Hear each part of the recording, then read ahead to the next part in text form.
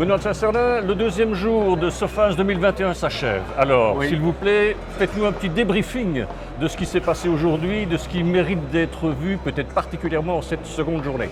Alors c'est finalement la journée où il y a eu le plus de monde.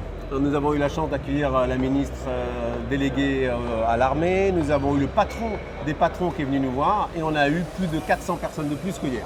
Donc la question c'est, est-ce que c'est une grosse journée? Oui, c'est une très grosse journée avec plein d'innovations et des choses passionnantes comme ce que je vais vous présenter maintenant. D'accord. Voilà. Vous voyez ici un bateau qui est en fait un fruit du Sofins de 2019. En 2019, l'entreprise a présenté cette maquette-là, ici, et après un travail avec les commandos marines, avec vraiment l'élite de la marine, ils sont arrivés à un prototype comme ça. Et je vous proposerai tout à l'heure d'aller voir ce prototype, puisque ce prototype est présent aujourd'hui au Sofins. Et ce que je vous propose, c'est d'aller vous présenter les différentes choses qu'on n'a pas vues hier. On vous suit. On y va. Première chose, ça on ne l'avait pas vu hier. Voilà, ça c'est la créativité du Sofins. Vous avez là un mini drone et ce mini drone en fait, il va prendre appui sur les bateaux qu'on a vus là et qu'on verra tout à l'heure. C'est un jeu de deux ensembles qui vont fonctionner. Voilà un petit bateau. Encore une fois, la volonté des drones, c'est d'éloigner le danger pour les opérateurs. Si ce bateau ramasse, on va dire une balle ou autre, c'est moins grave qu'un opérateur. Ça sert à ça les drones. Voilà. Après, ce véhicule-là que vous voyez, de la société Santigon, c'est le véhicule qui équipe le GIGN et que vous avez peut-être vu à la télé, puisque nous avons eu en France un problème avec un forcené qui s'est retranché dans la montagne et qui était lourdement armé. Le GIGN a patrouillé avec ça parce qu'on savait que le mec était très lourdement armé et pouvait tirer. Voilà encore des techniques qui sont inhérentes au Sofins et que l'on voit ici. Ce que vous voyez de chaque côté ici, ce sont les futurs véhicules des forces spéciales. C'est-à-dire qu'en fait, les forces spéciales évoluent dans leurs besoins. La pratique des adversaires évolue, leur armement évolue. Malheureusement, ils sont de plus en plus armés, ils sont de plus en plus violents. Donc on est obligé de réfléchir avec les industriels à améliorer ces équipements, à renforcer les blindages, à renforcer les systèmes qui vont permettre de mettre de l'armement, qui vont permettre de protéger la vie des gens. Donc on est dans une forme aujourd'hui de course où on est obligé de prévoir que ça va se durcir.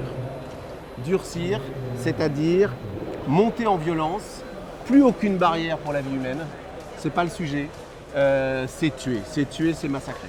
Donc nous, quand on est du côté, de notre côté de la barrière et que nos forces partent devant, on doit les aider. Le rôle du cercle, le rôle du Sofins, c'est de réunir tout le monde pour arriver à un produit. Là, vous avez un parfait exemple ici, c'est le NH90 version force spéciale. C'est une maquette, c'est la première fois qu'elle est sortie. Cet hélicoptère-là, c'est le fruit de travail entre les opérateurs des forces spéciales et Airbus Hélicoptères pour dire voilà de quoi on a besoin en opération. Ça prend plusieurs années. Là, vous avez pour la première fois au Sofins cette maquette d'Airbus Hélicoptères avec tous les différents systèmes. Je ne détaille pas pour des raisons de sécurité, mais voilà, ça c'est le cœur du Sofins. Voilà.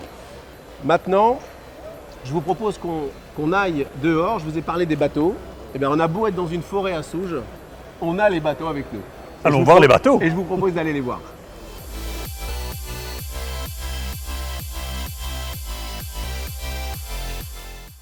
Et donc, dans le cœur du Sofins, c'est que les opérateurs aillent expliquer aux industriels ce dont ils ont besoin.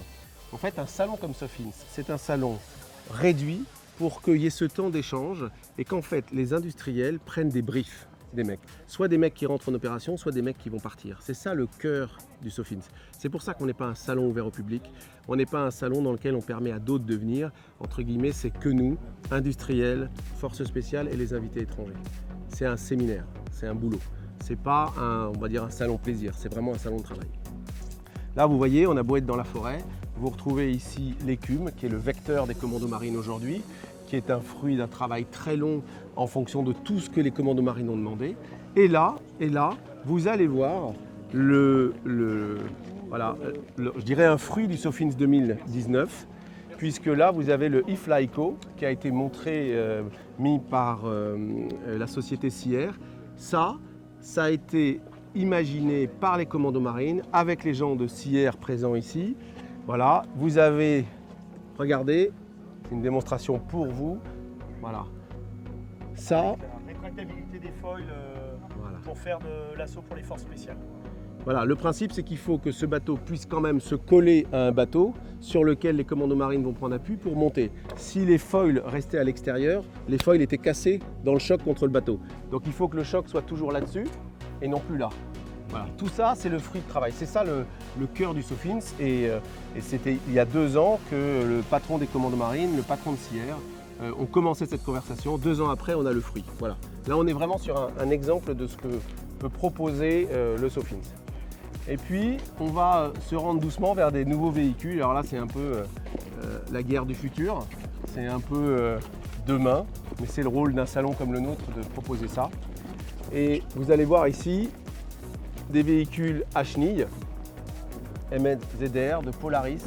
Voilà, vous vous doutez bien l'utilité d'avoir des chenilles lorsque on va dans le désert. Voilà, ça c'est de la R&D, ça c'est le besoin aujourd'hui. Là vous voyez une configuration pour une évacuation sanitaire d'un blessé. Et puis on arrive sur le lourd, les gros engins.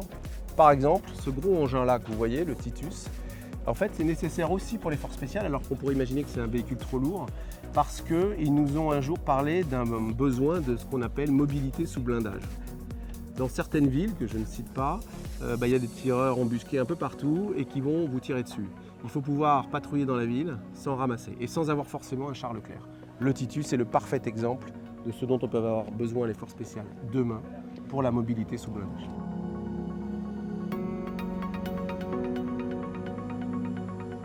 Donc là, comme je vous l'ai expliqué, on parle de la mobilité sous blindage. Donc on voit la taille du Titus et la nécessité de protéger. Pourquoi? Parce que la plupart du temps, les forces spéciales ont ce type d'engin. Et on comprend bien que patrouiller avec cet engin dans une ville où il y a des tireurs d'élite, ça devient très vite compliqué pour les opérateurs qui sont dedans. Et donc sur ce châssis-là a été équipé cet armement au-dessus. Et c'est vraiment des véhicules qui vont en complément de ce qu'est mobilité sous blindage. Voilà pour cette 2e journée du Sofins bien riche. Eh bien, qu'est-ce que vous pouvez déjà nous annoncer pour demain, 3e et dernière journée du salon? Alors il y a un thème dont on pourrait peut-être parler, dont on n'a pas parlé ensemble, c'est le Softtech. Est-ce que vous êtes allé voir le Softtech? Pas encore. Voilà.